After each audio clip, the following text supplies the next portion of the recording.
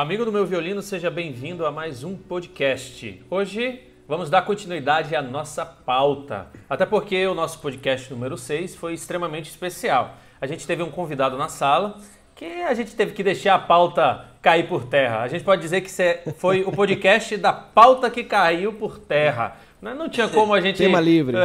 Tema livre. Não tinha como a gente não deixar o nosso querido Teodomiro, pai do Ângelo, contar um pouquinho da sua história. E a gente promete que um dia a gente vai voltar aqui, né? Diga, Ângelo.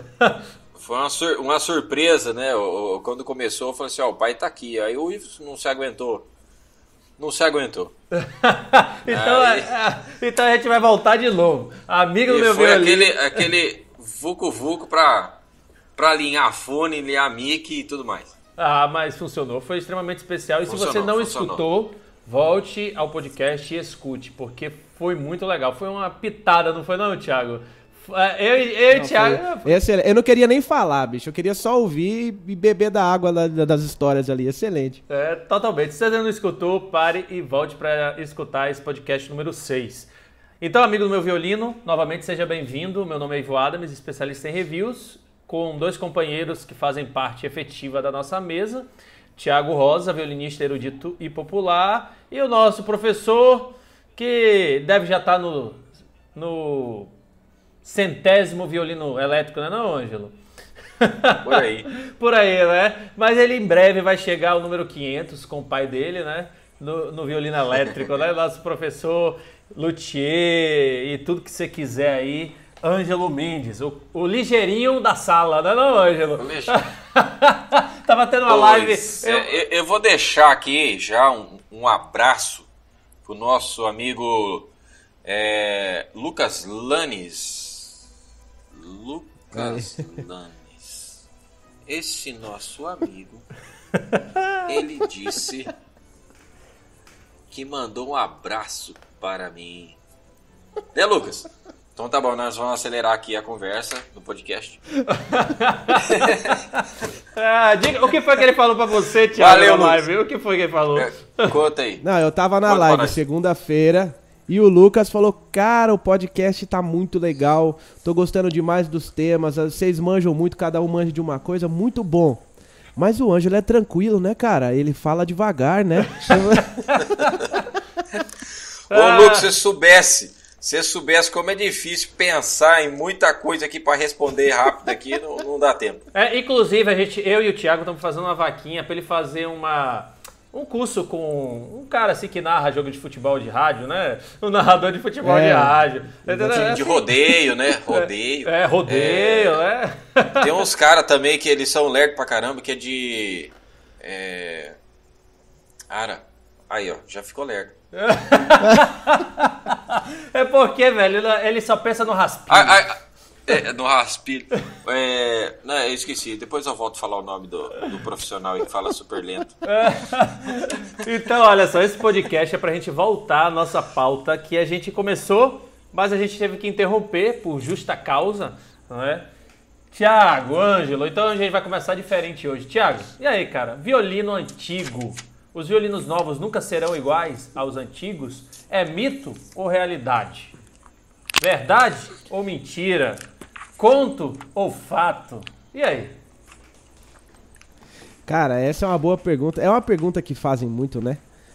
O pessoal vira e mexe. Não, eu quero comprar violino antigo. Aí eles procuram, inclusive, os violinos novos envelhecidos, né? Já viu essa? Oxi. Tipo, não, eu vou comprar um violino envelhecido porque deve ser melhor, né? A madeira... Ô, Thiago, não só procura como mandam fazer, né? Vou envelhecer a madeira como se fosse possível, né? Tipo, você alterar a idade do material em busca desse negócio, dessa história de que o violino, quanto mais antigo, melhor. O problema é o seguinte, pau que nasce torto, nego velho, eu não sei não, eu acho que... eu acho que tem que nascer bem feito, né? Eu sou da opinião que o violino, quando é bom, ele começa bom, né? Ângelo, eu acho que essa história, essa frase final aí, ele puxou do seu pai, viu? No último podcast, ele se aproveitou, né? Claro. Mas eu aprendi alguma coisa, né? Claro, tem que dizer que a gente aprende também, né? A gente não é dono da verdade, a gente tá aqui compartilhando um pouco do estudo, da vivência que a gente vive E vai que vai, né? Então, assim, só para jogar pimenta, tá? A gente está falando do violino antigo, certo? O Ângelo já deu no podcast passado a opinião dele, mas ele vai repetir agora, porque sempre vai ficar essa briga. Não, cara, os violinos antigos, os novos nunca serão iguais, e fica nessa briga. Tipo, quem é melhor, Pelé ou Maradona, né? Quase isso, né? Então, a brincadeira é quase essa. Então, futebol à parte. E aí, Ângelo, repete pra galera o que você acha, porque eu vou dar uma pimentada nesse tema, logo no final da sua fala, que de um teste que foi feito algum tempo atrás nos Estados Unidos, justamente com violinos novos e violinos antigos. Tá? Mas, e aí, Ângelo? Então, essa frase que você disse aí, o novo nunca será igual ao antigo, ele pode ser sim, né? Porque o antigo, por mais que ele nasceu bom, quando ele era novo, ele era bom, certo? Então, um violino novo bom, quando ele ficar antigo, ele vai continuar sendo bom ou até melhor, né? Até uma certa idade. Depois de uma certa idade, tem um problema da própria estrutura e moléculas e tudo mais da madeira, que dela começa a perder as suas propriedades e vibrações e tudo mais. É o tal do envelhecimento da madeira? A água, a umidade da madeira, o próprio carbono, as fibras elas vão se alterando, né? E o que é que, assim... Tudo que é vivo, ele vai se desfazendo. Tanto é que tem violinos antigos hoje que ele não aguentam a pressão do acorde. Se você for afinar ele não aguenta a pressão da corda, não. Ou até mesmo o tampo, não aguenta mais. Não tem a resistência ali do peso que tem das cordas sobre o cavalete no tampo e afunda tudo. Então são violinos que hoje estão só para exposto, né, em museu e tudo mais. Mas essa questão aí do violino, ele tem que nascer bom. Claro que por que ele melhora depois? Porque o verniz ele vai trincar. A madeira às vezes ela não é tão... às vezes ela é nova, tá lá 8 anos cortada ou 10 anos. Então ainda tem uma certa propriedade que vai dificultar a ressonância da madeira. Chega um certo ponto dela que ela está da própria madeira, tá?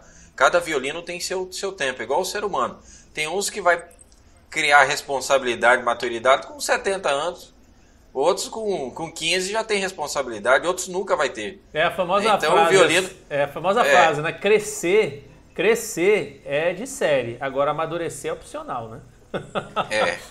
E o violino, cada um tem só a sua fase. É lógico, tem que nascer bom, equilibrado, com boa projeção. E tem o gosto, né? Eu não gosto de violino agressivo, que tenha muita potência, porque me incomoda. Eu gosto de violino aveludado, mas desde que seja equilibrado. Então, aí é um gosto, uma preferência, né? Claro, e assim, às vezes a gente esquece, porque a gente olha assim, digamos, eu não me lembro qual é o número exato, eu acho que ninguém sabe qual é o número exato de quantos violinos Stradivarius fez. A gente não sabe. A gente sabe que ele foi um cara que viveu muito. De todos os luthiers que a gente tem na história, foi um dos que mais viveu. E que mais fez violino até perto da sua morte. Mas a gente... diz a história que é em torno de 1000 violinos aí para mais, né? E a gente não sabe o número exato.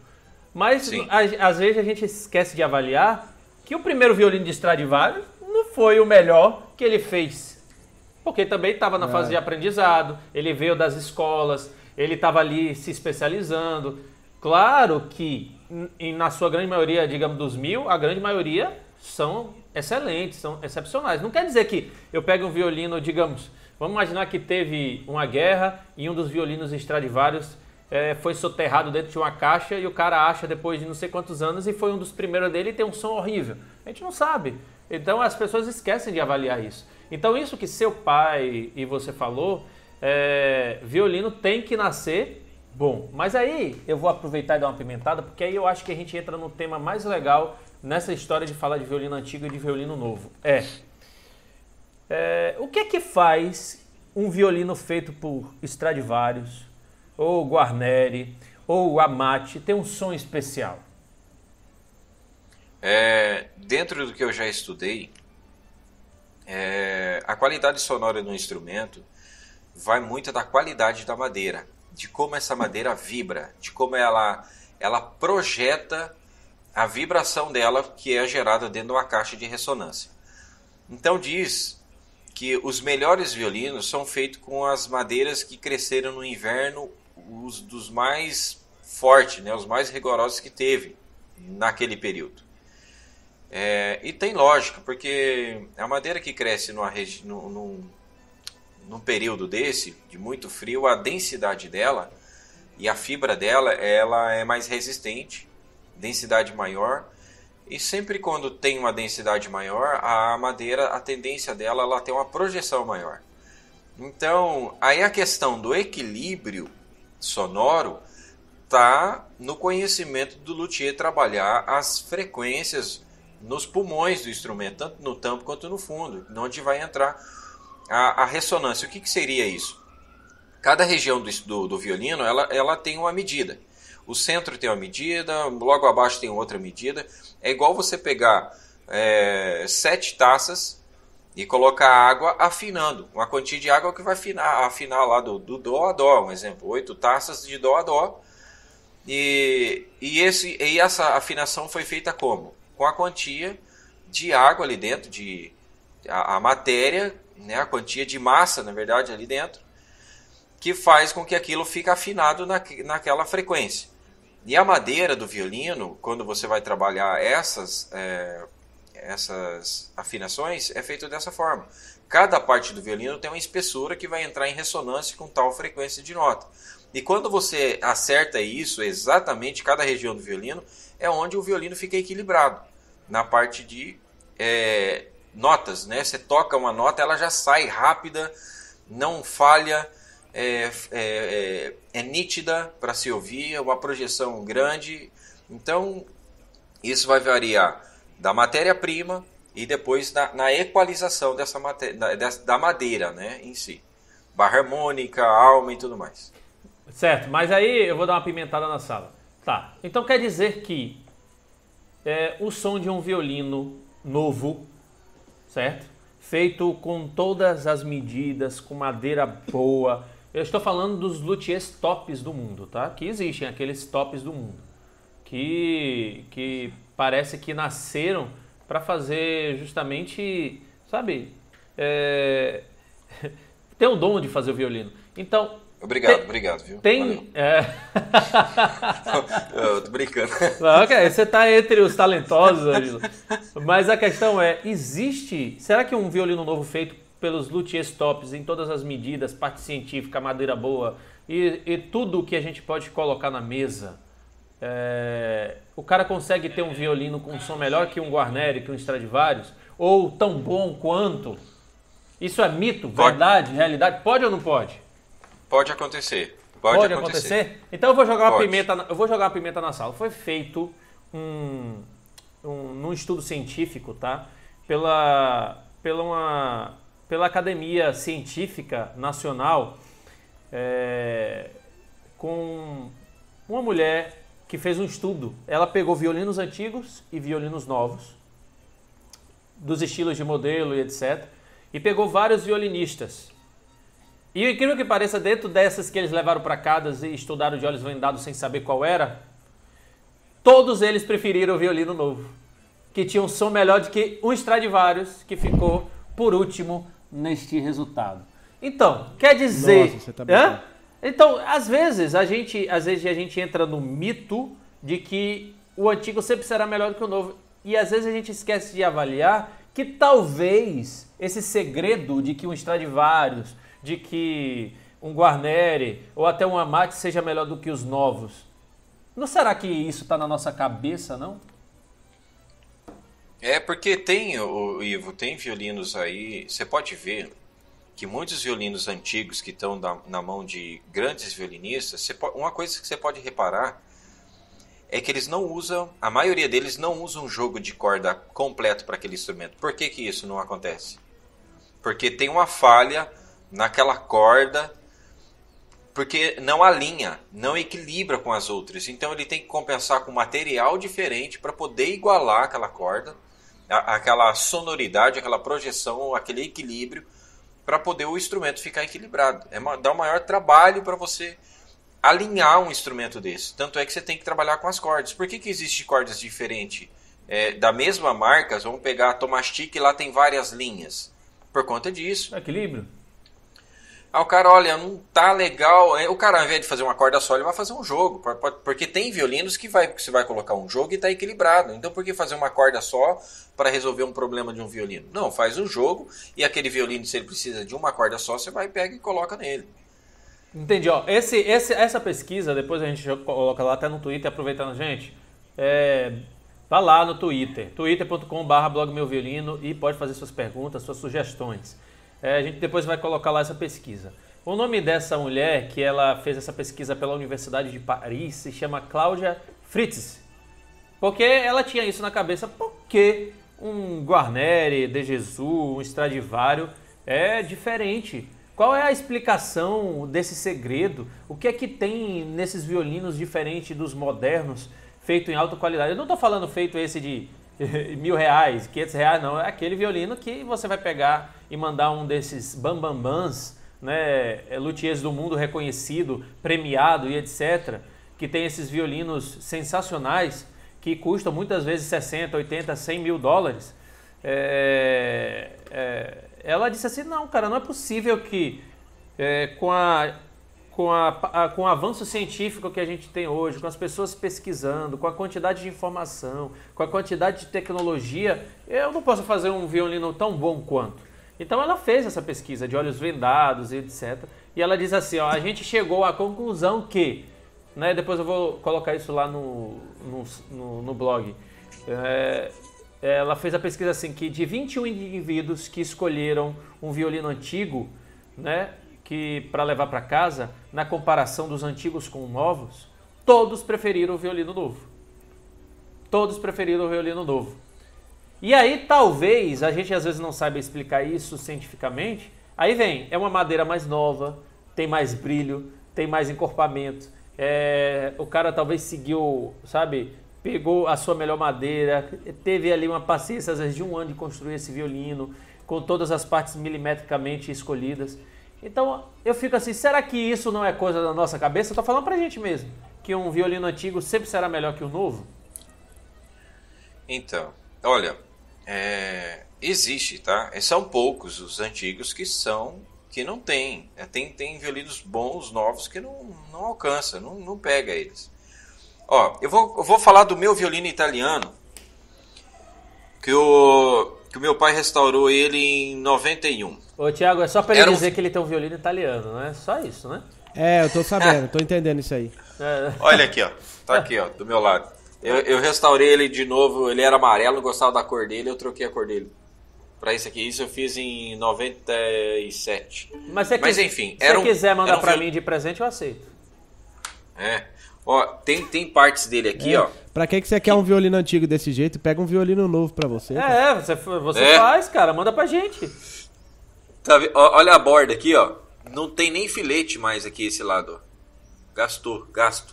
O braço aqui ele é torto, porque aqui tinha um calo, um buraco aqui que gastou de pegar o do dedão do músico, sabe? Enfim, era um violino barroco, barra harmônica curta, bastante madeira.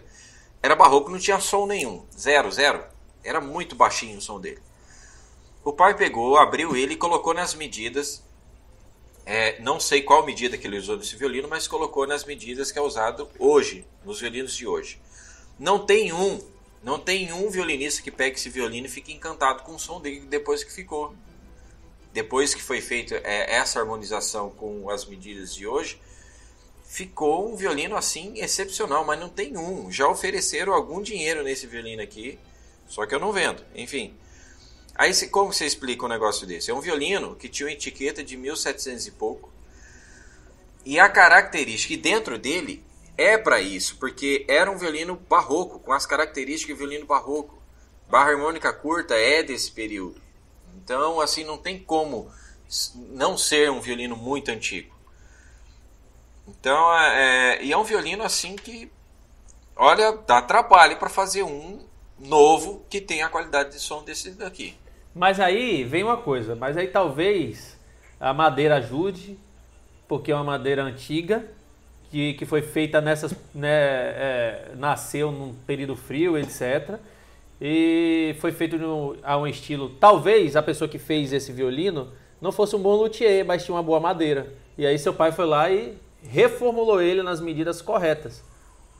Então, vai vendo. Então, isso foi em 91. O pai estava, como se diz, na metade do caminho do conhecimento que ele tem hoje. Entendeu?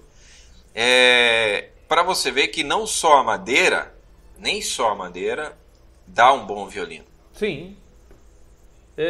Eu acho que todo o equilíbrio... Agora, claro que esse tema ele é meio controverso, porque o cara diz assim, rapaz, a gente não pode avaliar, porque a pesquisa foi feita pela Universidade Francesa lá, a galera fez em quartos de hotel, certo? Aí o cara diz assim, não, aí tem um dos músicos da Juilliard que diz assim, cara, a gente não pode avaliar essa pesquisa feita num quarto de hotel. A gente tem que colocar num teatro, a gente tem que colocar num lugar que tem uma acústica, né? Mas eu acho que também não dá para avaliar, porque vai depender do local. Entendeu? Eu faria no estúdio, porque dependendo do teatro, né? Tem uma projeção, tem muita reverberação, né? Que acaba embolando um pouco. Agora, estúdio, ele já é projetado para conseguir captar, eliminando essas frequências paralelas aí que acaba distorcendo. Eu entendo pouco disso aí. O Thiago, procede essa linha de raciocínio? Mas de gravar... procede, só que o estúdio ele vai acabar tendo a mesma função do quarto de hotel, por exemplo. Quando você tem muita coisa para abafar o som, e talvez é isso que o músico, o violinista aí falou do teatro. Porque no teatro você consegue testar projeção. No ambiente fechado e controlado, isso, que nem quarto de hotel ou estúdio mesmo, você não consegue tanto. Mas você, em compensação, consegue avaliar bem o timbre. É difícil, porque como cada pessoa vai tocar num ambiente... como cada pessoa vai tocar num ambiente, é difícil você chegar e falar é melhor ou pior, né? Qual que é melhor, Sim. Tal ou tal? Difícil de saber, porque depende do que a pessoa está buscando, né? O que eu acho que a gente precisa levar em consideração é que talvez essa equação entre projeção e qualidade de limpeza, de definição de som, seja muito difícil, seja uma equação muito difícil de resolver. E a maioria das pessoas, hoje em dia, prefere um violino mais definido do que um violino muito potente. Eu mesmo fiz um trabalho de inversão aí no meu violino. Quando eu ganhei meu violino do meu avô, meu violino é um violino de mais de 100 anos também, um violino alemão. Ou você tá pensando que só você tem um violino europeu hoje? Né? Só quem sobrou nessa história fui eu, né? Não, e aí, o violino é um violino que está na minha família há mais de 100 anos. E é um violino que sempre teve muito som, ele sempre foi muito potente. Hoje, ele ainda impressiona muito as pessoas que tocam. Mas eu fiz um trabalho de inversão. Tipo, eu falei, ele tem um som muito potente, mas eu acho ele um pouco ardido. Então, eu vou tentar buscar um ajuste aqui que me dê um som mais definido e menos potência. Então, eu acho que hoje tem muito mais essa busca do que só a potência do violino, que é coisa de solista. Cara que busca tocar na frente de orquestra e tal. Mas não só isso, às vezes a gente esquece as escolas também. Por exemplo, se a gente pegar violinos dessa galera aí, lá do norte europeu e etc., dos belgas, etc., que tem muito cigano, os caras gostam de um som ardido com projeção super alta. Ardido, Entendeu? Então, às vezes a gente também não avalia isso, porque a gente Até o grave deles é meio médio, né? Justamente a gente pega um violino desse e quando o cara toca, chega e grita no seu ouvido. Mas é porque o estilo da escola, o estilo dos músicos, o estilo da cultura gosta desse estilo de som. Entendeu? Não tinha microfones, captadores e caixa de som. Justamente, né? Os caras lá batendo palma, imagina, 50 ciganos batendo palma, o cara em cima de uma mesa tocando violino, o cara tinha que ter o violino ardido mesmo. Quase um soprano, né? Quase um Pavarotti. Então... E o violino do Thiago o bicho é um canhão, rapaz. O bicho fala alto mesmo. Eu toquei nele no dia da apresentação do Thiago, o que é aquilo? Ele nem falou que tocou no seu violino, tá vendo como é o cara, velho? Não, eu dei uma pincelada, né? Rapaz, Peguei um pouquinho Ângelo... ele, mas que som, hein? Que Ó, som. eu vou aproveitar, ouvintes, vocês que estão me escutando agora, escutando a gente, eu vou ainda num podcast desse, a gente vai parar metade do podcast, que a gente vai fazer aqui um embate. Um toca e o outro responde, um responde e o outro toca. Imagina. Um duelo, hein? Um duelo. Duelo de banjo. Não, vai ser um duelo do acústico com o elétrico. Curtiu aí a história? Ó. Curtiu? Oh, Se preparem porque vai acontecer. E a gente vai marcar, gente, vai chegar o dia do podcast, o duelo. Se prepare, porque a gente vai colocar você pra tocar aqui, você vai ver. Você vai tocar. Não, você... Não é só... Pô, por que só eu e o Thiago vai tocar? Não, você também vai tocar. Eu sou aprendiz. Não, que sou aprendiz. Eu só toco há 6 meses, então eu sou um aprendiz. Aprendiz também toca. Não tem essa não. Gostou, hein, Thiago? Rapaz, por que eu tô dizendo isso? Eu nunca me esqueço, eu devia ter 17 anos, já faz um tempinho. E eu tava na escola e foi feito no conservatório, foi feita uma noite de apresentação dos professores, né? E eu me lembro como hoje. Show de talentos. Foi justamente um duelo entre um violão clássico e um saxofone. Cara, foi a coisa mais linda que eu vi até hoje na minha vida. Foi sensacional. Você imagina a ruptura nessa época, que era a época do Kennedy, e aí vai. E o professor tocava sax e também tocava um sax com músicas clássicas. Era a época do Kennedy, você tá falando? Justamente. Que época tenebrosa, era a Idade Média que você tá falando. Mais ou menos isso. Então você imagina um violão clássico. Kennedy, todo Richard mundo tinha que Clayderman. tocar Kennedy. Isso aí. Nossa. Era o terror dos músicos, cara. Nossa, tem que tocar Kennedy toda hora. Mas imagina. Você fala que tem que tocar Kennedy toda hora, mas se você for olhar pra casamento e evento, a galera fica pedindo aquelas músicas dos vampiros que brilham pra você tocar. Então. Cara, mas quem reclama de Thousand Years no dia de hoje nunca foi obrigado a tocar Tudo por Amor do Kennedy. Meu Deus do céu. Então. Balada por Adelaide. E eles não estão esquecendo, né? E o Porelise, que virou chamadinha de telefone, de call center. Então, de entregador de gás. Entregador de gás. Então eu nunca me esqueço que foi assim um embate muito legal, cara. E eu quero fazer isso com vocês. Vai ser legal, imagina aí. Misturar o violino acústico com o violino elétrico no embate. Então, não vai, bora lá.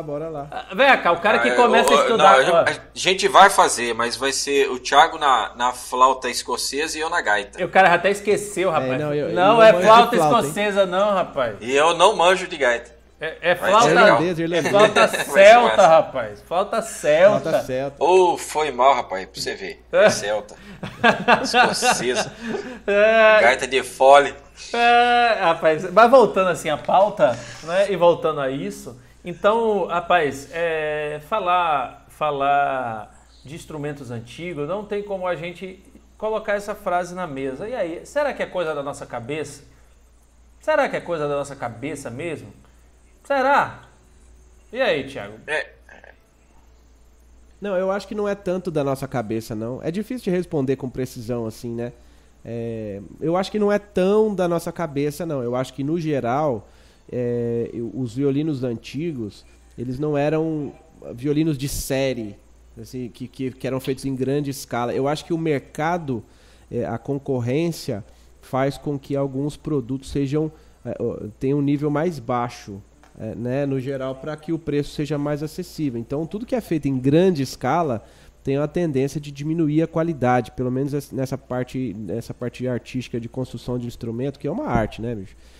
Então, eu acho que se perdeu muito em relação à qualidade do instrumento, para que se tivesse um ganho de popularização do instrumento. Então, tipo, para eu conseguir que mais pessoas tenham acesso ao violino, eu vou ter que chamar todo tipo de gente para trabalhar, vou montar uma fábrica, uma linha de produção, seja lá o que for, e vou ter que chamar todo tipo de gente boa e gente que não sabe muito bem o que está fazendo ali, que sabe fazer só aquele pontual ali. Eu sei fazer esse risquinho aqui, ó, só.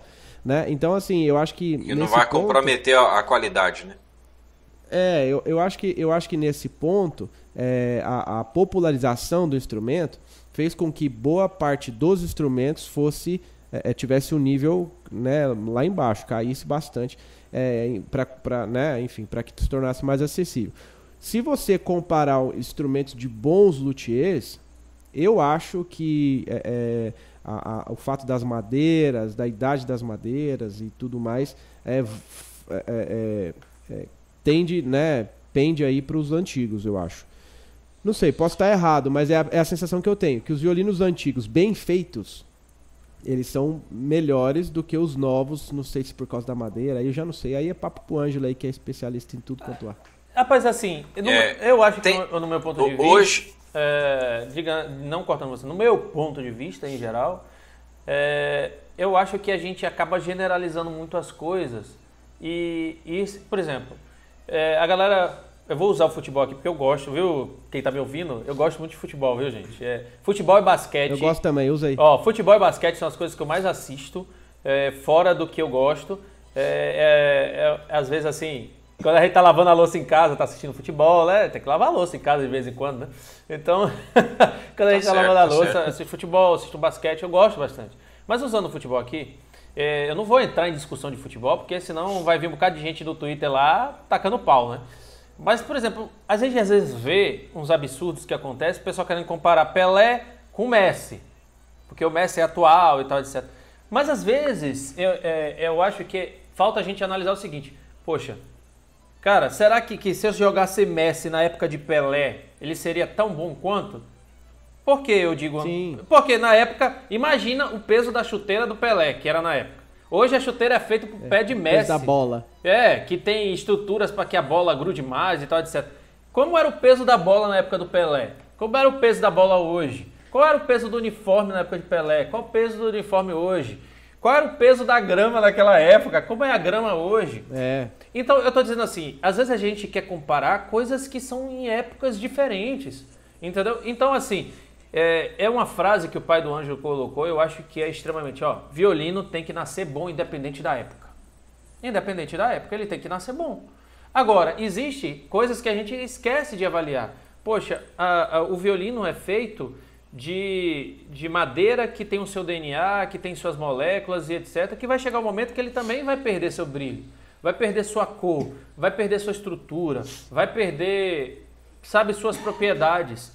Então, eu creio que a gente vive numa época, eu conversando com o pai do Ângelo e com alguns outros luthiers, que diz assim, poxa, eu gostaria sempre de estar fazendo violino, sempre com madeira A. Mas hoje a gente tem um público que não consegue mais pagar um violino feito com madeira A. E eu tenho que pegar uma madeira B para fazer um violino na mesma estrutura, só que ele nunca será como a madeira de um violino A. E eu creio que nessa época de Stradivarius, Guarneri, não sei o quê, existia essa mesma dificuldade de pessoas às vezes que não podiam pagar. Às vezes ele tinha que atender uma pessoa que não tinha dinheiro. Às vezes ele tinha que se manter, como vários luthiers no Brasil, ou vários luthiers no mundo, né, que tem essas dificuldades também. E às vezes tem um tempo do trabalho dele. Às vezes o cara leva 1 ano para construir um violino bom. Às vezes o cara leva 6 meses, 3 meses, depende a gente não sabe, cada luthier tem a sua época, a sua estrutura, seu clima, a forma de secar o violino, a forma de passar o verniz, cada um tem sua técnica. Então, eu creio que tem violinos bons antigos, tem violinos bons novos. A questão é saber procurar, saber avaliar, ter dinheiro para pagar e saber perceber. Às vezes a gente pega um solista top das galáxias que usa um Guarneri de 10 milhões de dólares. Então. Sim, Será que se eu pegar esse violino de 10 milhões de dólares e botar na minha mão, eu vou tocar igual o cara? E como é que vai ser a avaliação desse som? Então existem várias coisas que a gente às vezes não coloca na mesa. Eu creio que o resultado... Se você for pensar nas variáveis, você vai ver que um teste desse é quase impossível de chegar no resultado. Justamente. Diga, um preço a mesma técnica do cara ele pode usar de maneiras diferentes, em ambientes diferentes, com um arco diferente, com um breu diferente, com não sei o que. Se você for somar tudo isso daí, é impossível chegar no resultado. Agora, eu gosto de alguns instrumentos antigos. Mas eu acho que, por outro lado, os instrumentos que tem uma técnica nova, de luthiers que buscam informação, que estudam, que pesquisam, que são pesquisadores, né? Que podem chegar numa técnica tão mais apurada que possa, por acaso, que pode, por acaso, compensar qualquer deficiência de madeira e etc. Claro, assim, tem uma das frases desse estudo eu não vou nem tentar falar o nome do cara, porque é impossível aqui, porque eu não sei nem ler o nome do cara. É quase um palavrão falando o nome do cara. Mas para mim, dessa pesquisa, porque teve várias discussões em relação a essa pesquisa que essa mulher fez. Porque é uma pesquisa que é quase mexer no vespeiro, né? É mexer com ego, é mexer com opiniões e tal. Aí tem um cara que trabalhou com físico, que ele disse a frase mais certa, e eu acho que é a conclusão mais legal que tem. Sabe, a gente às vezes diz assim que esses violinos são divinos, né? São violinos de outro mundo, etc. Por várias coisas, igual obras, né, de artistas aí. Mas aí o cara disse assim, ó, não existe uma essência divina nos violinos antigos. Existe apenas um objeto físico que funciona melhor ou pior dentro de uma variedade de circunstâncias. Cara, eu acho que é perfeita a frase desse cara. Sensacional. Entendeu? Eu acho que é perfeito. E não funciona só para isso, funciona para várias outras coisas da vida. Então, assim, você que está escutando a gente pode comentar. É um tema legal. A gente trouxe aqui, porque a gente começou a falar no outro podcast, e a gente tem a oportunidade, não, Thiago, de ter um luthier na nossa mesa aqui, né? Luthier. Sim. Que nasceu dentro do violino. De verdade mesmo. De verdade, nasceu dentro do violino, né? Que o pai faltou assim, né? Colocar o cara lá, ó. Eu sei fazer violino, mas esse menino aqui falou assim, não vai não puxar saquismo, não. O primeiro violino dele já era melhor que o Stradivarius. Mas faz o ruim pra você ver. Faz o ruim pra você ver. Né? Mete o pau. Foi um ano pra fazer o violino, mas... Não, olha, tem que sair bom, hein? Olha, esse violino tem que sair bom. Sim. Então... E com um cabo de formão do lado, assim, vai, e faz o ruim pra você ver. Claro. Brincadeira. Mas olha, tem uma história de um luthier. Thiago, ele tava... Senta que lá vem a história. Sim, agora vamos para a história, porque parece que esse negócio de história é uma coisa genética, né? Sim. É genética. Agora a pergunta vai ser rápida, média ou longa na fala? Olha, eu vou tentar ser o mais rápido possível. É o seguinte, ele tava com a madeira top e deu um erro na hora de fazer o tampo, deu um erro lá, enfim, ele no dia não tava legal para fazer o violino, que isso é uma coisa muito interessante na construção de um instrumento e qualquer trabalho, porque tem dia que você parece que não tá para tocar, você não tá para desenhar, você não tá para arrancar a madeira, esculpir. Tem dia que o negócio tá virado a casaca. Enfim, ele perdeu a madeira que ele tinha separado para esse violino. Ele não tinha outra madeira e tinha uma madeira lá que ele considerava ela uma madeira ruim. Tava lá pros cantos, jogada lá atrás. Enfim, ele tinha essa madeira e pegou essa madeira para fazer o tampo desse violino. Eu falei assim, onde foi o melhor violino que eu já fiz. Com a madeira que eu não dava nada para ela. E era uma madeira, não pegou um fundo, e ele pegou lá, foi uma madeira, por pior que ele classificou que seja, mas casou com o fundo, lateral e tudo mais, e as medidas que ele usou. Então, é uma caixinha de surpresa um violino, por mais que você aplique seu conhecimento, você usa a madeira que você acha que é adequada ali. Você tenta puxar o violino por um timbre X, ele sai com Y, por mais que às vezes você acerta, consegue focar naquilo que você quer. Eu quero um violino estridente, que grita, que é assim. Não, eu quero um violino mais aveludado, um som mais grave. E às vezes não sai dessa forma. Rapaz, você me fez lembrar o seguinte. Você me fez lembrar o seguinte, e eu também esqueci. Eu lembrei e esqueci. Tô brincando. Você me fez lembrar que às vezes a gente olha assim, porque às vezes o cara chega pra você, cara, eu quero um violino super brilhante. Às vezes não vai sair, porque é igual foto antiga, cara. Eu tive uma paixão na época, eu não segui porque é muito caro. É quase... É como tocar violino, tudo é caro no violino, que é bom, né? Tudo é caro. Você vai comprar uma corda boa, é cara. Você vai comprar um jogo de cravelha, é caro. Tudo é caro do violino, incrível que pareça, né? Ainda bem que a gente toca violino, viu, Thiago? Porque fosse cello era o dobro, né? E se fosse contrabaixo, 4 vezes mais. Eu se não fosse quero... baixo... até graças a Deus seu violino. Mas assim, vocês que têm a mesma idade do que eu na mesma época, antigamente como é que a gente tirava foto? A gente tacava o filme na máquina, tirava foto e aí a gente ficava na expectativa de revelar para ver como ficou. Hoje em dia não, a gente perde um pouco dessa graça, porque a gente já vê na hora, né? Tira, não ficou bom, tira de novo, tira de novo. A gente tinha essa, e eu creio que para você que faz violino é a mesma coisa. Você tá fazendo ali, você fica imaginando como é que será que vai sair esse som? Como é que será que vai ser? Será que vai vir mais aveludado? Será que ele vai ser um pouco mais dark? Será que ele vai ser um pouco mais brilhante? Será que ele vai ser um neutrão bonito? Esse será, por mais que eu tô trabalhando no violino, eu falo assim, não, eu tô trabalhando de uma forma, ele tá sendo projetado na minha cabeça para sair com, né, na maioria das vezes tem, né, saído do jeito que eu tenho projetado.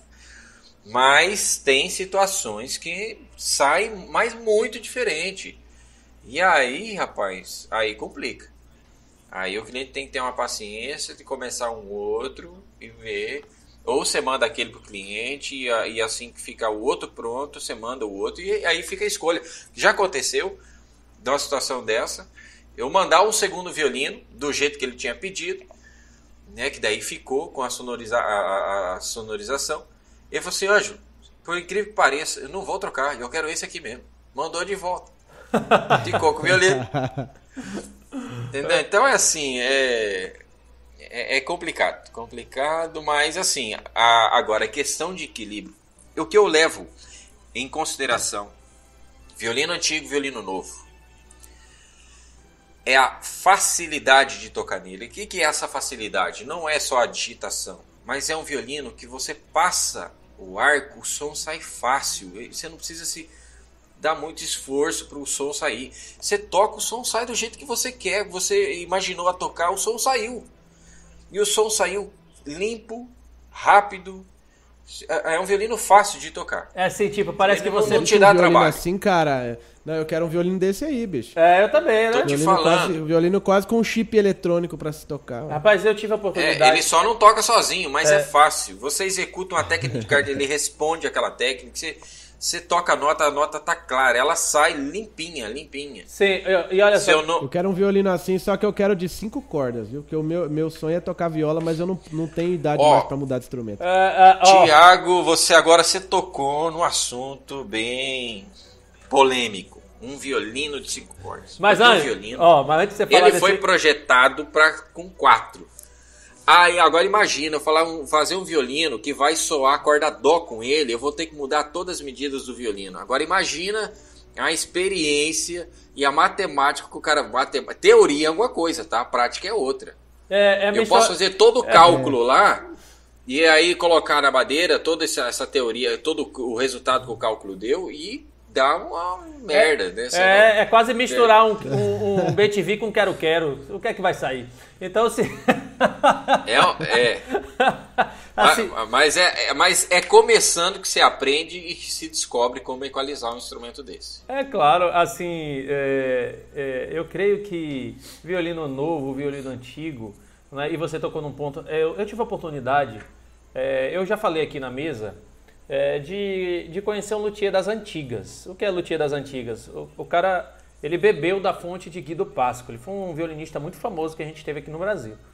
Ele foi mesmo assim, discípulo, aprendiz, como ele diz, né, dele. E um dia eu fui no ateliê dele, antes dele se mudar para Chapada Diamantina, porque ele estava aqui por causa que a mãe dele mora em Salvador, mas ele morava em Minas. Então ele ficou um tempo aqui para cuidar da mãe, etc. E o nome dele é Fernando Cardoso. E aí ele tava com um violino lá, não tinha passado verniz, nada. Nesse negócio de violino já nascer bom, né? Rapaz, aí ele tava lá na parede, eu disse assim, e esse violino? Eu ainda não terminei não, ainda falta passar o verniz, fazer os ajustes finos e tal, mas eu vou montar ele aqui rapidinho pra você tocar. Não tinha verniz, não tinha os acabamentos todos 100%, e nessa forma que você fala que a nota sai fácil, o dedilhado sai fácil, ele montou o violino, pegou corda, olha só cara, ele pegou corda do lixo, umas Calisto do lixo que ele tinha jogado fora, do lixo, montou o violino porque ele tava sem corda na hora e me deu pra eu tocar, cara. Parecia que com Calisto, eu não tô dizendo que a Calisto é ruim, a Calisto tem seu lugar. As pessoas que avaliam, a gente ainda vai entrar num dia no podcast pra falar as classificações de corda, que a galera gosta muito de comparar, cada uma tem seu lugar. E aí eu toquei com a corda bem de iniciante, já ruim, já usada há quase um ano, que tava nos violinos lá. Laceada já. Parecia que eu tava pegando as notas no ar, sabe? Parecia que eu pegava as notas no ar, saía com a limpeza. E olha que eu não sei tocar ainda, né? Eu sou muito novo nesse negócio aí. Rapaz, saía com a limpeza no ar, sabe? Nem parecia que ele tava usando uma corda que já foi usada. E o violino não tinha nem sido terminado. Então você vê ali que o violino já nasce o quê? Bom, cara. Independente se tinha o verniz ainda, os acabamentos, né? Agora falar para você, Ivo, o verniz, ele segura, por mais que você use verniz orgânico no instrumento, ele segura bastante a vibração. Claro. É usado o verniz para poder proteger o instrumento de cupim, umidade do ar, para não apodrecer o violino muito rápido. Então, por isso é usado um verniz. Não é só questão estética, não, e nem para dar cor no instrumento. Sim. É para proteger a madeira. E isso, por mais fino que você usa um verniz e o material dele, o som do violino, vamos supor, a hora que ele falar assim, ó, esse violino tá pronto para o verniz, tá pronto, não tem mais nada para mexer, e você montar ele, tocar nele, fazer uma gravação nele, e depois de invernizado, montado e gravar, perde muita, em tudo perde. Então, ele não vai ficar o mesmo violino que ele estava sem verniz. Sim, mas claro, assim, tirando todas essas partes técnicas, você já vê que é um bom violino. Independente se o verniz entrou ou não, sabe? Eu disse assim... Não, eu não estou dizendo também que vai ficar ruim o violino depois do verniz. Ele, tipo não, assim, ele dá uma segurada na vibração da caixa. É só nesse sentido. Claro, cara. Mas é isso que eu estou dizendo, assim, você fez lembrar um pouco dessa história, sabe? Aproveitando assim, a gente está chegando no final desse podcast que... Não chega a ser o número 2, né? É só o complemento do podcast número 6, porque a gente teve a participação especial do pai do Ângelo, que fez pouco violino, não foi, Thiago? Hein? Pouco violino. 488. Rapaz, o cara tá com a memória boa, viu, Ângelo? 480. Aqui, rapaz, ó, você que fala que eu não presto atenção no negócio, vai lá. Ele anotou. Mas é o seguinte, ó, mas você pode já estar defasado, ele pode ter terminado 489 hoje, né, não, Ângelo? Acho que ainda passa, né? Ele deve estar no acabamento, mexendo com verniz aí. Então... Mas é a única coisa que ele fez até hoje, desde que eu me lembro de quando ele iniciou a luthieria, nem viajar, nunca viajamos. Enfincar naquele ateliê, né? Cedo, à tarde, à noite, ele tá lá fazendo os violinos. E é o único trabalho que ele faz, então ele consegue fazer aí com um certo tempo, né? Mais reduzido. Porque não tem outra atividade. Agora tem muitos... Igual o Hatchev aqui, ele toca na Sinfônica, então ele demora 2 anos para fazer um violino. E é interessante você fazer o violino quando você tá bem, de espírito, de calma, de tudo, porque parece que não, mas a obra que você tá fazendo ali, o trabalho, ele parece que pega um pouco dessa energia, dessa vida que você tá aplicando sobre ele. Isso aí é pra tudo. E assim, eu vou até aproveitar, não sei se você notou, Thiago, e aproveitando que está escutando a gente não viu o podcast número 6, escute, cara. É uma lição de vida e olha que a gente só foi muito um podcast iniciante. Foi só uma pinceladinha. Só uma pinceladinha. Mas a tranquilidade que seu pai fala, que fala da vida, ele fala que nem passou por dificuldade. E olha que foi dificuldade, hein, Thiago? Mas para ele diz assim, não foi tanta dificuldade assim. Você vê a simplicidade que ele fala e da forma que ele vive, não tem como os violinos do seu pai ser ruim, cara, sabe? Eu nunca toquei, não tive essa oportunidade, Thiago teve essa oportunidade, eu nunca toquei. Eu toquei, achei demais, aí no final do podcast eu falei assim, vou te falar, eu gostei daquele violino do senhor, viu? Aí ele falou assim, mesmo? Nossa, tem coisa tão melhor aqui? Eu falei, nossa, que é isso? Dá pra ver que assim... Dá pra ver que ele nunca é satisfeito do que ele fez, mesmo que seja muito bom. Ele disse, não, eu quero melhorar mais ainda. Inquietação, né? A inquietação de quem tá melhorando o tempo inteiro. Então, é muito legal. Se você não assistiu, não escutou, né? A gente às vezes fala assim, tipo, porque a gente vai gravando via Skype e a gente tá se vendo aqui, né? Então, um dia, quem sabe, né, ouvintes, a gente vai fazer a gravação ao vivo do nosso podcast. Não é muito simples, né? Porque cada um mora num lugar, por exemplo, o Ângelo tá aqui de regata, curtindo a vida, né? Curtindo o calorzinho gostoso. Por exemplo, eu tô aqui no trabalho. O Thiago tá de... Na praia, você quer dizer, né? Na praia. Coisa ruim demais. Tô olhando aqui pra Bahia de Todos os Santos, né? É isso que os caras estão querendo dizer. Então a gente aproveitando, escute. E aí eu vou aproveitar aqui, gente, eu não tive a oportunidade de ter, mas... Assim, eu vou levantar a mão pra cima pra quem tá vendo aqui. Depois de 5 anos, o meu MV Suave chegou! Chegou! Uhul! Chegou! Eu vou dizer assim, eu vou aproveitar... 5 meses. Foi 5 meses, beleza. 5 meses. Eu não tenho... Olha, graças a Deus eu não sou a pessoa... o Ângelo deve ter muito cliente assim. Eu não sou ansioso. A minha ansiosidade aparece no correio, coloquei no correio, aí eu fico ansioso, pô, tá chegando. Mas eu não sou ansioso, assim, graças a Deus eu não sou ansioso. Vocês devem ter clientes, alunos ansiosos que, pelo amor de Deus, né não, Thiago?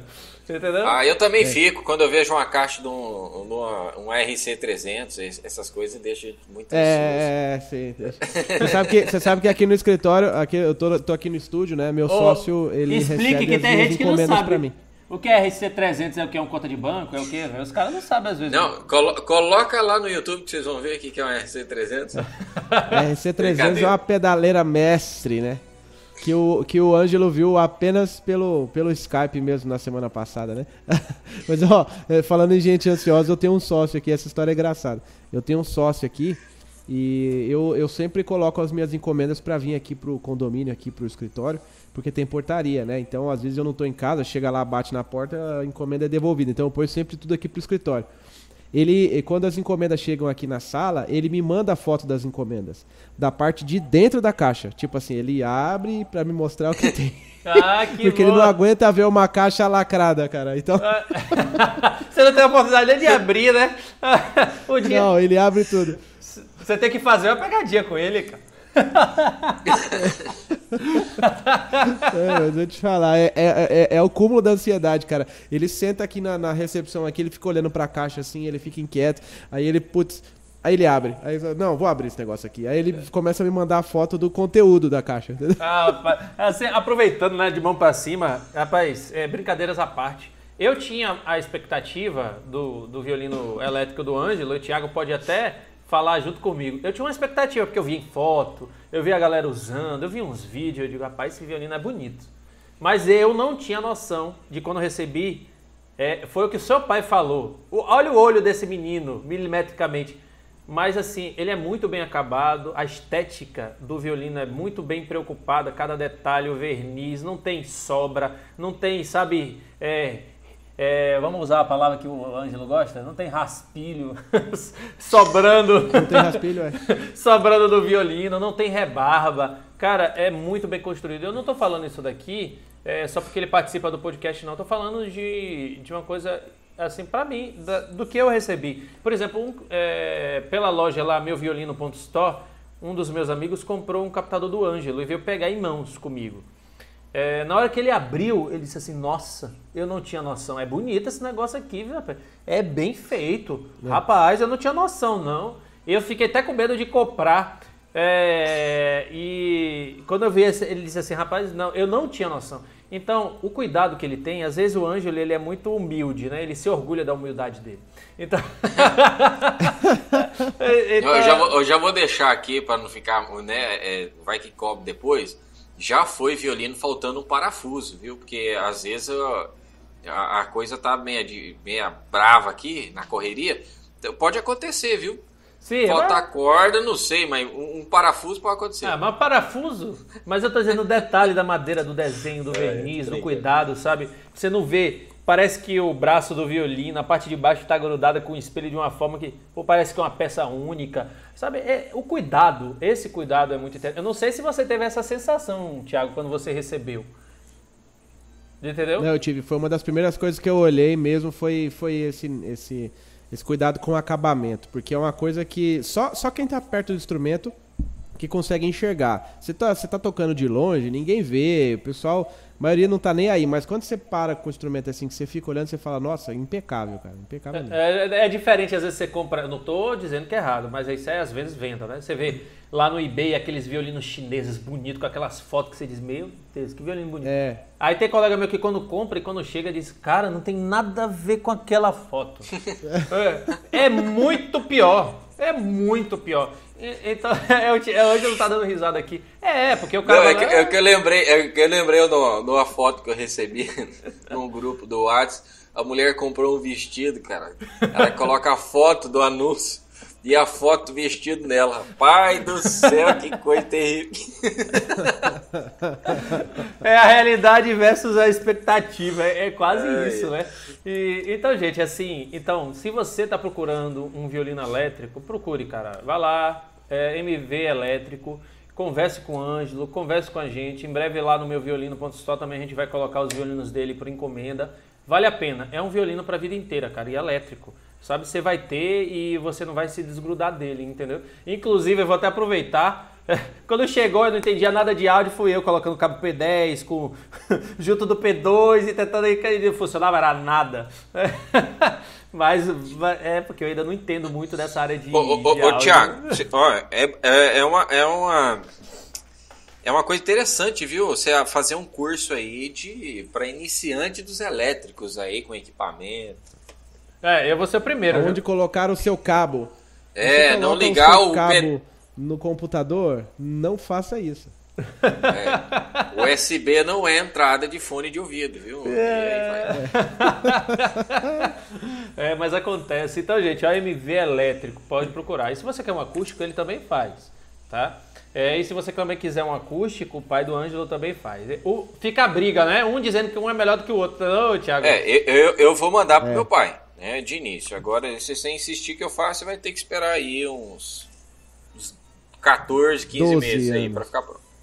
O Ivo vai esperar mais, que ele tem bastante paciência, ele não é ansioso, então ele espera até 2050. Mas, Thiago, ele prometeu online que o violino número 500 do pai dele será meu, não foi isso? Foi ou não foi? Foi, eu ouvi falar isso aí mesmo. Ele já até colocou a cadeira pra trás, assim, ó. Eu achei que eu quero propor aqui? Que fosse pra sorteio aqui do podcast. Não, sorteio não. Isso aqui é comemorativo, meu violino. O que eu quero propor aqui? Eu quero propor que a partir de agora os nossos podcasts sejam gravados. Enquanto acontece a gravação, o Ângelo vai fazendo um violino aqui, né, ao vivo. O que você acha, ao vivo? Ângelo? Vai fazendo aí, ó. Vai falando e vai escutando o som do raspilho. Opa! Fechou então. O Thiago pesquisou, ele já sabe até o som do que é o raspilho. É tipo o reco-reco. Rapaz. Acho que foi daquele dia lá que ia fazer uma trilha pro podcast. Mandei os áudios. Então, aproveitando, gente, vai lá, MV Elétrico, pode procurar. E aproveitando, se você quer um curso de violino popular, porque às vezes a gente acha que tocar violino popular é tocar de qualquer jeito, né? Porque popular a música é mais fácil, não tem aquele bocado de bemol sustenido, aquela bocado de variação, aquela música que demora meia hora do solista lá tocando, que passa 20 anos memorizando a música. Não. Violino popular, tocado de uma forma correta, usando todas as técnicas de violino, usando o campo harmônica de forma certa, porque às vezes a gente acha que improvisar é tocar de qualquer jeito lá no meio da música, e não é. É você entender de campo harmônico muito bem entendido. É você olhar lá no meio daquele compasso, naquele compasso a música está em Ré maior, então eu posso usar no campo harmônico tudo de Ré maior, de terças, quintas, arpejos e etc, dentro daquele compasso que vai funcionar, mas eu tenho que entender de campo harmônico. Eu não entendo muito ainda não, viu, Thiago? Mas eu acho que é por aí. Então... Não, mas você tá entendendo, você tá falando certo aí.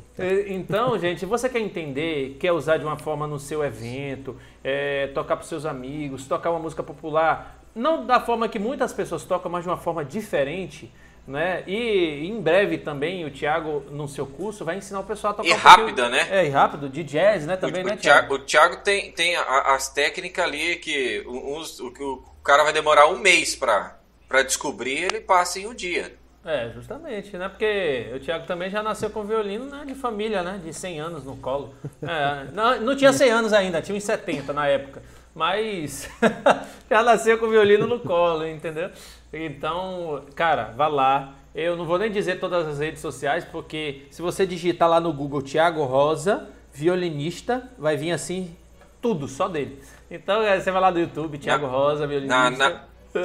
Eu fui procurar na Deep Web, aquela internet, sabe? Eu achei ele lá também. Com o violino tocado invertido, né? Então, gente, procura lá Thiago Rosa. E ele tem um curso sensacional voltado para violino popular, tá? Então é um curso muito específico. Eu não vi ainda cursos tão interessantes que ele passe. Então é interessante você procurar lá. Então, se você também estiver procurando, a nossa ideia com o Meu Violino Store, né, que se você ainda não conhece pode acessar meuviolino.store, é trazer materiais bons. É um portal onde tenha materiais de qualidade. Você quer procurar uma corda, tem uma qualidade de uma corda, e não é igual a todas, a gente está trazendo cordas específicas como representação. Quer procurar um violino bom, vai ter lá. Quer procurar um curso legal, vai ter lá. Quer procurar um captador MV elétrico sensacional, tá lá, tá? Então a gente quer reunir nesse portal coisas boas, de um projeto legal. E se você quer ver algumas coisas sobre reviews que a gente tem feito, a gente deu uma parada de escrever lá no blog, porque a gente está acabando fazendo os reviews direto no Instagram, porque hoje em dia o pessoal quer uma coisa muito rápida. Então a gente acaba falando, pode acessar lá o Instagram, né, do Meu Violino, que a gente tem várias cordas que a gente postou, falou sobre elas, as fotos, cores, etc. Tá tudo lá no Instagram, ok? Então o nosso podcast aqui é voltado mesmo para o mundo das cordas. Então acesse, ok? Então, Ângelo, para a gente finalizar aqui, né, Thiago, vocês têm mais algum, entre aspas, que vocês podem abrir sobre violino antigo e novo? Qual a conclusão de vocês, assim, rapidamente? Qual é a conclusão? O meu eu já dei, que é essa questão ali do violino ser fácil de tocar, clareza, é isso. A minha, é o que eu busco em um violino antigo e novo, é essa característica. Thiago, qual a sua conclusão sobre violino novo e antigo? Eu busco também, eu acho que o que tem de melhor é prestar atenção no som, se ele funciona bem, se ele não funciona. O que eu gosto nos violinos antigos é que o material, o capricho geralmente é grande. Mas quando eu vejo um violino de um luthier que também tem um capricho e o violino soa bem, soa às vezes até melhor que os antigos, eu não tenho muito preconceito não, eu fico com o que soa melhor. Eu sou bem pragmático nesse ponto. Rapaz, eu acho que você deu uma frase bem legal para o nosso podcast. Não importa se é novo ou antigo, o que importa é a qualidade. Tá aí, já? Virei filósofo agora, viu? Filosofou. Virei filósofo. Então, gente, a gente está chegando ao final de mais um podcast. E a gente vai terminar esse podcast, na verdade, escutando o violino italiano do Ângelo. Certo? Então, aí, ó. Gostou ou não, Thiago? Gostou ou não, Thiago? Boa! Já que encheu a boca pra falar do violino italiano, quero ouvir agora. É claro, a gente... Então tá, eu vou fazer uma escala aqui no italiano e vou fazer uma escala no que eu fiz pro meu filho em 2011 pra vocês verem. Um violino antigo e um violino novo. Né? Então vai melhorar. Você vai aceitar uma escala? Não. Eu vou dar um trabalho pra ele aqui. Ele vai tocar as escalas nos dois. Presta atenção. A escala fica bem mais fácil de você definir essa diferença, entendeu? Presta atenção. Você vai tocar a escala nos dois. Aí você vai começar metade. Pode ser lamentação pra Thaís aí. Você começa a metade dela. Você faz a metade do início da música. E depois você pega outro violino e faz o mesmo trecho da música. E a gente termina o podcast assim. Curtiu, Thiago? Eu nem pedi uma música difícil. Boa ideia. Eu vou fazer a área da quarta corda. Pode ser? Não, são notas longas e dá pra você ouvir com mais clareza. Não, eu vou dar um trabalho pra ele aqui. Ele vai tocar as escalas nos dois. Presta atenção. Vamos tocar uma do Richard Clayton. Tá feito o desafio. Nossa, toca o Kennedy aí pra nós. Vamos fazer o seguinte. Só escala não serve, hein, cara. Escala é legal pra estudar, mas eu não quero ouvir você estudando, não. Eu queria ouvir você tocando uma coisa que me deixa emocionado. Escolhe aí. Então tá. Vai ser a do Kennedy, então. Então tá. então fechou. Aí você vai tocar. Como é que você vai fazer? Você vai tocar no seu e depois no do seu filho? Primeiro eu vou tocar no italiano, depois eu vou tocar no que eu fiz pro meu filho. É o primeiro violino seu ou não? Não, foi o quarto ou quinto. Me falha a memória. Eu tenho que olhar na etiqueta dentro dele, porque memória é curta demais. Esse é um 4/4 ou é um 3/4? É um 4/4. Ah. Ele não alcança ainda, ele tá com 7/8. Mas logo ele já pega o violino. Até as férias que ele teve. Ele falou assim, pai, já tô pronto pra pegar esse? Eu falei assim, ainda não, vem cá. Eu estiquei o braço dele, expliquei pra ele e tal. Você ainda vai judiar um pouco da sua estrutura aí física. Então, mais um pouquinho aí. É engraçado, é igual minha filha, né? Ela tem 9 anos e o dela é um violino 1/2, né? E aí ela pega no meu, pai, aqui eu consigo tirar as notinhas. A mão toda esticada, né? Aí eu digo, calma, vai chegar. É mais ou menos isso. Então, rapaz, sabe o que eu gosto? É porque eu lanço os desafios pra vocês que vocês não estão esperando. Falou, ei, Thiago? A gente tem que mostrar. Não, mas eu achei ótima ideia. Claro. Vamos encerrar ouvindo o Ângelo, então, tocando Meditação de Thaís. E pra melhorar tudo isso, ele ainda depois manda a foto do filho e do italiano, não é não? É isso aí, pronto. Então, ó, gente... Olha lá, fechou. O do filho já tá amaciado, desde 2011 a gente tá amaciando, né? Então não vai ser um novo, mas um próximo podcast eu já deixo a gravação de um 0 que eu tô pra finalizar aqui. Qual é o amaciante que você tá usando nele, pra eu usar no meu também? O amaciante é o mesmo amaciante, rapaz, de carne. É o mesmo. Ele usa arco de cello. É um arco de cello. É um arco com tempero baiano. Olha, rapaz. Ao invés de passar breu, você passa tempero, entendeu? Aí você macia. Inclusive, quem não curte ou não conhece a muqueca baiana, amanhã eu vou comer uma muqueca baiana, viu? Tá sendo preparado. Eu quero testar, para maciar um violino, um doce que o Thiago aí tá usando aí. Parece uma rapadura. Vocês conhecem a famosa frase, rapadura é doce, mas não é mole não, cara. Então a gente tá com essa frase, rapadura é doce, mas não é mole não. É quase isso. Eu vou comprar esse breu rapadura aí. Esse breu, rapaz, falando em breu... Diz que é bom. Esse breu que ele tá usando é aquele breu argentino, não é isso, Thiago? Como é que chama, gente? Eu sei o nome. Eu até sorteei Yumba. ele. Isso. Eu sorteei ele no canal. Eu tenho ele também, que eu já usei. Mas, assim, eu não vou entrar em detalhes agora. Mas eu quero trazer aqui para vocês num podcast que a gente vai falar sobre breu, tá? Assim, eu tive a oportunidade, assim, só para dar uma esticada no podcast e deixar o pessoal aí... Não sei qual vai ser o podcast que a gente vai falar sobre breu. Mas eu tive a oportunidade de testar Andrea, quase todos os modelos do Andrea. Eu tive a oportunidade de testar quase todos os modelos da Pirastro. Eu tive a oportunidade de testar os modelos da Larsen. Eu tive a oportunidade de testar, na verdade a Larsen só tem um, né? O modelo da Thomastic. Eu tive o Bernardet. Todos que você imaginar aí, cara, eu tenho uma coleção de breu lá em casa que depois eu vou até doar. Mas eu tive a oportunidade de ganhar um que eu queria testar, que é um breu australiano, e depois a gente vai entrar em contato com ele, mas é só para deixar vocês na vontade. Esse breu australiano, eu vou entrar aqui num dado que às vezes a gente não avalia. Às vezes a gente quer comprar um breu Andrea, mas aonde é que o breu Andrea é feito e para onde ele é usado? Ele é usado muito num clima frio, por exemplo.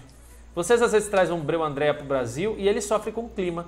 O meu mesmo fez parece que tá um V assim, ó, ele foi desgastando assim por causa do calor. Por causa da umidade e tal. E às vezes você quer comprar, não estou dizendo que ele não presta, mas talvez ele não funcione para o seu clima tão bem. Então quando você vai comprar um breu, é bom você avaliar qual é o clima que você tem. Por exemplo, esse breu argentino, ele é legal, muito bom, porque ele é feito num clima muito parecido com o do Brasil, apesar que ele tem a época fria lá também, onde ela mora, né, que é feito por uma mulher. E esse breu australiano é feito num clima muito quente. Muito quente. A Austrália não é um lugar tão frio assim. Tem a época fria, mas é muito, muito, muito quente. Será que é usado cera de ouvido de abelha?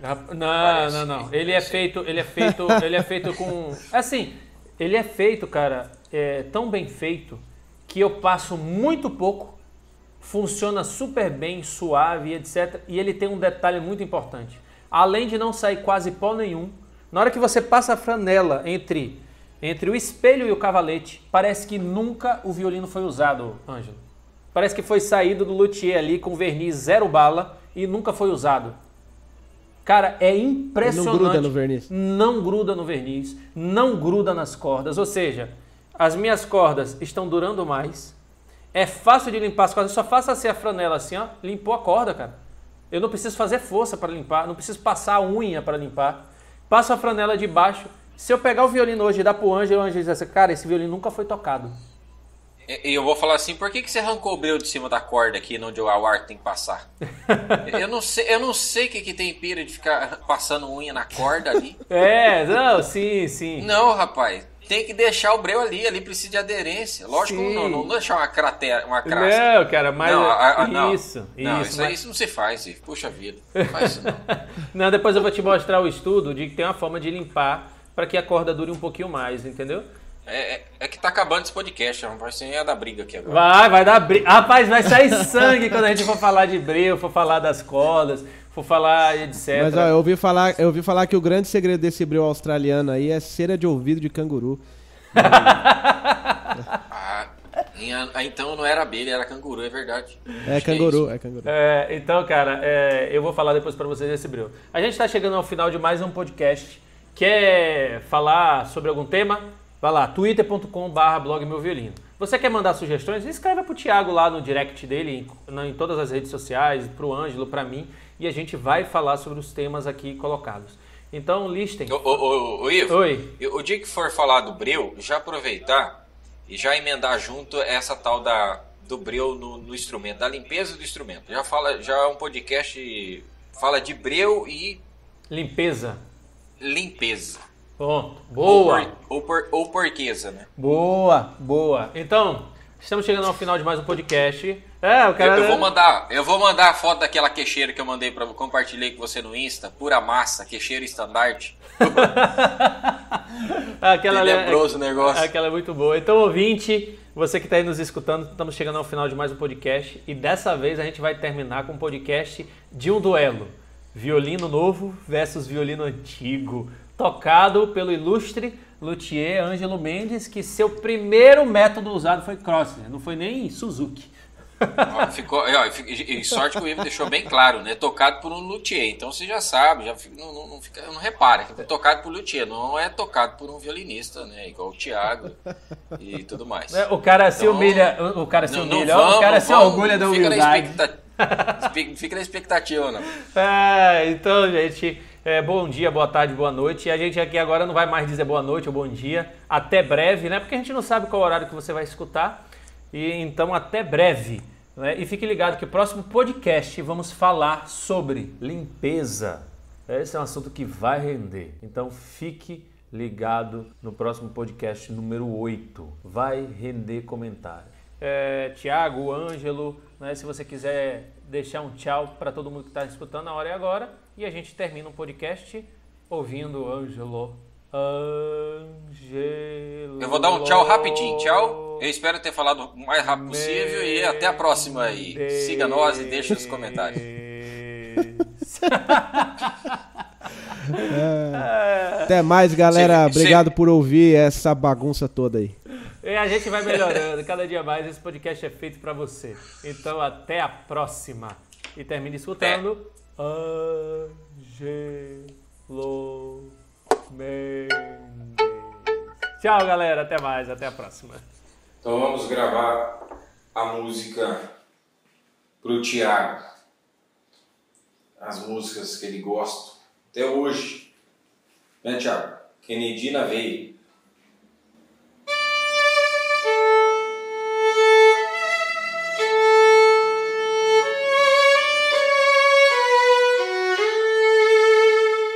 Esse foi com o italiano, 1700 bolinha.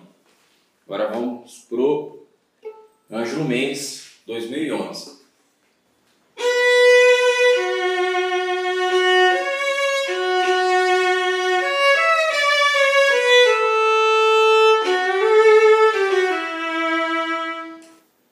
voltando para 1700 bolinha.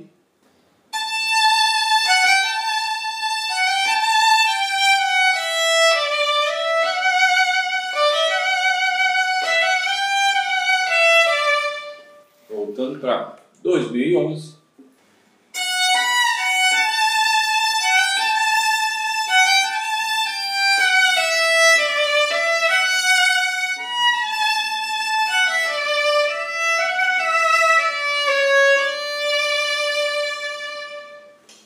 Tá aí, Thiago, sua música do coração, pra você relembrar os velhos tempos.